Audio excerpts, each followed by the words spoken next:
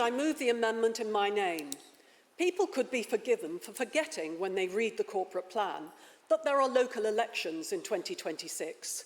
The normal practice at elections is for each political party to produce a manifesto setting out their priorities and policies. The electorate vote, and the winning party's manifesto gets to be implemented by the council.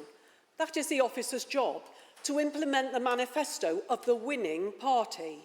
Not the council manifesto, not the previous administration's manifesto, but the winning party or coalition's manifesto. It's called, wait for it, democracy.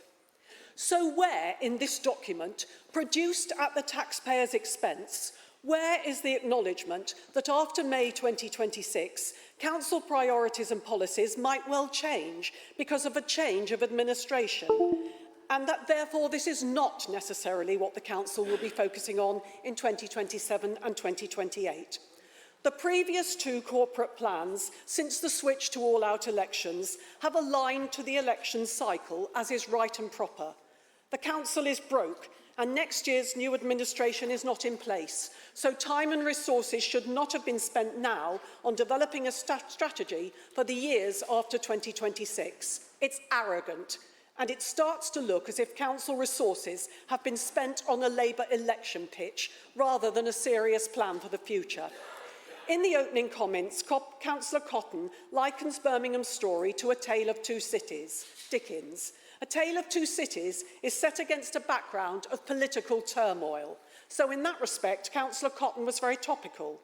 Anyone who knows the slightest thing about politics realises that at the 2026 elections, there are going to be 6 parties fighting most Birmingham seats: Labour, Conservatives, the Lib Dems, the Greens, Reform and the Independents.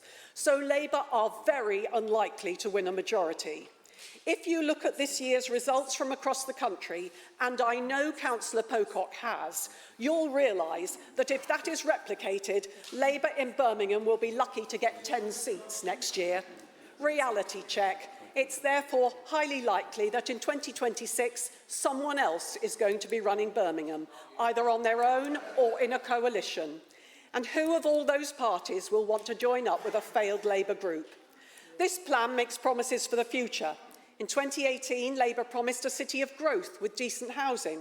In 2022, Ian Ward famously promised a golden decade, and that that year's corporate plan boasted the Commonwealth Games and the future arrival of HS2 would create the potential for this to be a period of unparalleled success in Birmingham. They actually said that in 2022, and then proceeded to bankrupt the city, run it into the ground. It's been unparalleled, all right, an unparalleled disaster. Residents can see Labour's failings everywhere, and it's not just residents fed up with Labour. 2 of their councillors elected in 2022 have since resigned from the Labour group and formed their own party, and one of them criticises the ruling Labour group on social media at every opportunity. People expect our cabinet members and council officers to be working on putting things right now. Producing this report while we are in the midst of a damaging bin strike is like Nero fiddling while Rome burnt. Between now and next May, they should be putting all their energies into balancing the books, resolving the equal pay saga, ending the bin strike, cleaning the streets, and delivering the improvement and recovery plan. The council should get those things right, and then, after May, officers can sit down with the new administration to plan their vision for the next 4 years. And anyway, with this corporate plan, some of the priorities are all wrong. The document talks about improving Birmingham housing by engaging with private landlords. But the Labour Council is the biggest slum landlord in the city. 2/3 of our housing stock doesn't meet the decent home standards. Where is the action on that? Family homes being turned into exempt accommodation with all the antisocial behaviour that can bring. It's a massive problem. What's Labour doing about that, apart from owning some of it? Yes. Page 103, it says, we will develop an effective and efficient service to maintain the roads, but it's Labour who's let them go to rack and ruin. Page 136 says the planning processes will be effective to support the delivery of housing to meet the city's needs. Labour's had 13 years. That's absolutely what the council does not do. all around Edgbaston, we have had planning applications agreed for ever more student housing or expensive small flats with no outside space, while families with children languish in bed and breakfast accommodation down the Hagley Road because there isn't the affordable family housing these families desperately need. Labour hasn't delivered and people are fed up. Councillor Pocock might think transformation's been a success, but for residents who've lost their services it isn't. Day centres, libraries, road repairs, a functioning recycling service, a reliable waste service. Transformation is a disaster. Under Labour it just means cuts.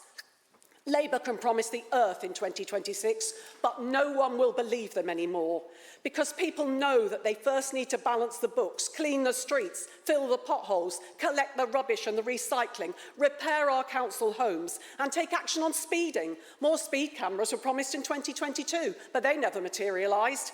And they need to do it now, not in 2028. A famous quote from The Tale of Two Cities talks about the best of times and the worst of times.